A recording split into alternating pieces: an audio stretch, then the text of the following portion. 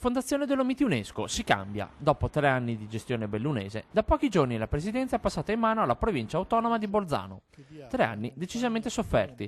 La presidenza politica è durata poco più di un anno, poi, con la caduta a Palazzo Piloni dell'amministrazione Bottacin, la gestione è passata in mano a commissari e subcommissari.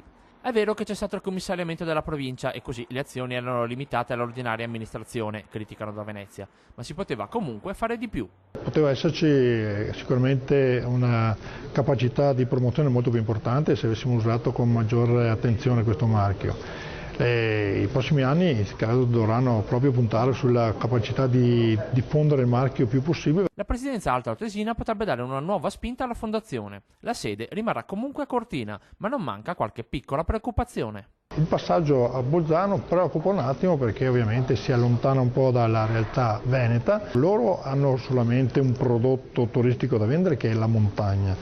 Il Veneto per fortuna, o in questo caso purtroppo, abbiamo tantissimi prodotti, quindi la loro attenzione sulla montagna sia per ragioni di risorse sia per ragione di unicità del loro prodotto è molto più forte e molto più improntata sulla parte dolomitica. Pronta la replica da Palazzo Piloni, in questo lungo periodo si è lavorato molto, soprattutto sul progetto di tabellazione dei principali siti Dolomiti UNESCO.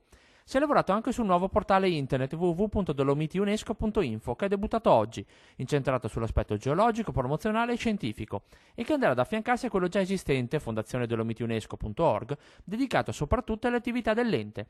Nonostante il cambio della guardia ai vertici, comunque, la Regione assicura il suo sostegno alla fondazione. Noi stiamo puntando molto sull'abbinamento Dolomiti-Venezia e quando parliamo di Dolomiti parliamo della montagna di Venezia che è molto più facile accomunarla dal punto di vista della conoscenza nel mondo del marchio Venezia.